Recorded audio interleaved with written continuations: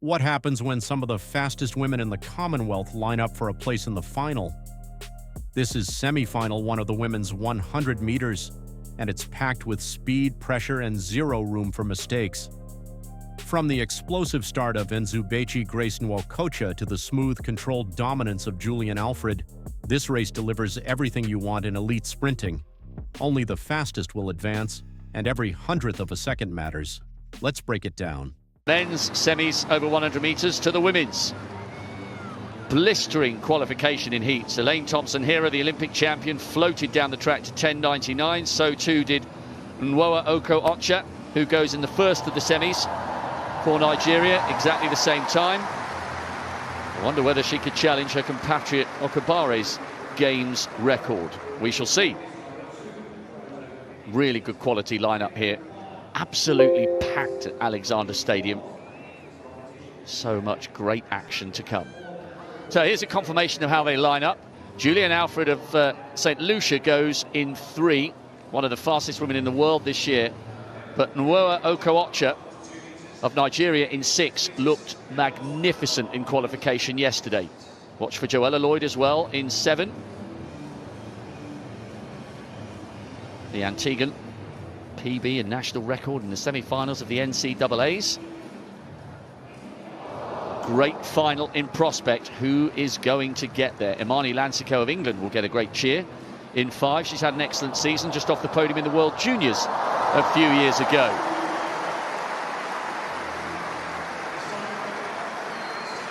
So here we go. What a magnificent view of the 8 women. The first of 3 semi-finals. So, Hannah Breyer made the final of the World Youth and the World Juniors, 4th in Heat 4. Welsh woman's done brilliantly to come through from that inside lane. I wonder whether she'll take inspiration from Jeremiah Azu. Veronica Pereira, a national record in the heats.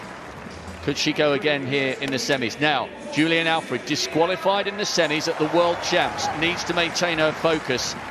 Massive PBs, down from 11.07 to 10.81 this season. Odabile Toshoa, a World Youth semi-finalist, didn't finish the African final in Mauritius. Will hope to go better here. And listen to the cheer for Imani Lansiquot. 3rd in the national championship. She's developing into a brilliant, brilliant sprinter. So good to watch when she's in full flow. As is the woman in the lane next to her, Grace Nwokocha. 10.99 in qualification, and it looked utterly effortless, but the stakes have risen. This is the semis, not the heats. Joella Lloyd looked good as well in qualification. She's had a PB and a national record this year. Semi-finalist in Eugene over the 200 metres. And Ramona Birchall of Jamaica, world indoor finalist a few years ago. So look for an explosive start from her. She was 2nd in Heat 7 with 11.46, and will need to go quicker here. So, Breyer, Wales in 1, Pereira, Singapore in 2, Alfred, St. Lucia, one of the fastest women in the world this year in 3, Toshoa, Botswana 4, Lansiquot, England in 5, Nwokocha, Nigeria in 6, Lloyd, Antigua 7, Birchall, Jamaica in lane 8.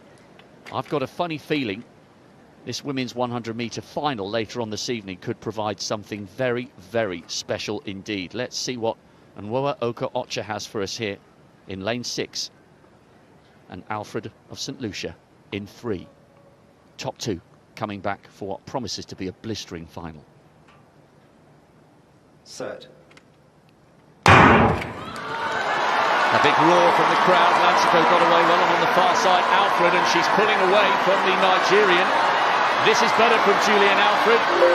Alfred and Nwokocha take the 2 spots, 11.03, a little bit tighter this time by the Nigerian, who came through for 2nd because she was put under pressure out of her peripheral vision by Julien Alfred, who once she got into her running was unstoppable. Lansiquot will have to wait to see whether she can get in the mix for one of those non-automatic spots, but that's more like it by the St. Lucian.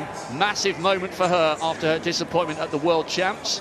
And Nwokocha will be back for the final. Lansiquot will have to wait and see in 3rd.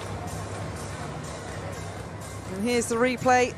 And Alfred in lane number 3 got out well, had a good drive phase there, and then stood up nice and tall Should have been fully aware of the athletes outside her, including the English athlete Lansiquot and the Nigerian closing down.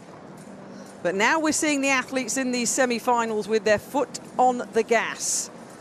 And when you have the disappointment that Alfred had at the World Championships recently, as Rob said, with that DQ in the semi-final, you get a little bit of extra fire in your belly to prove what you are all about. And let's not forget, 10.81 seconds this year, and she's into the final comfortably.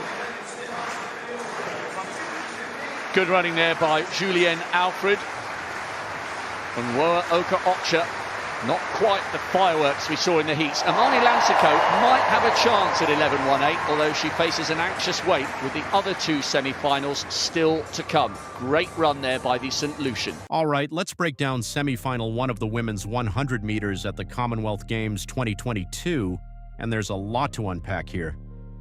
First off, the standout performance comes from Julien Alfred, who takes the win in 11.04 seconds. That's a controlled, composed run, not an all-out effort, but clearly the fastest in the field. What's impressive here is how smooth her transition phase looks. She doesn't panic out of the blocks, builds momentum efficiently, and by 60 meters, she's already separating.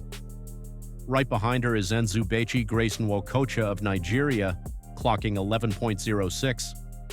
That's just 0.02 behind, and honestly, she looks very competitive. Her start is actually one of the strongest in the field. She gets out aggressively, but slightly tightens up in the last 20 meters, which likely cost her the win. Still, qualifying comfortably. Now in third place, we have Imani Lansiquot with 11.18. This is a solid run, but you can tell she's working harder than the top two. Her top-end speed is there, but the acceleration phase isn't quite as sharp, which leaves her chasing from early on. Fourth place goes to Ramona Burchell in 11.48. That's a bit off what you'd expect from a Jamaican sprinter traditionally strong in the 100 meters. She never quite gets into rhythm, her stride looks slightly rushed, and she doesn't find that late race gear. Fifth and sixth, Joella Lloyd and Warabile Chosa run 11.49 and 11.53 respectively. These are competitive times, but in a semi-final like this, they're just not enough to contend for automatic qualification. Then we have Veronica Shanti Pereira at 11.57 and Hannah Breyer at 11.61, rounding out the field. Pereira in particular shows good form, her technique is clean, but she lacks the raw speed to match the leaders in this heat. Key takeaway from this race: the top two, Alfred and Nwokocha, clearly separate themselves as serious contenders. Alfred looks especially dangerous because she wins without overexerting, which suggests she has more to give in the final. Nwokocha's explosive start makes her a threat, but she'll need to maintain relaxation through the finish. The rest of the field shows depth, but there's a noticeable gap to the top tier.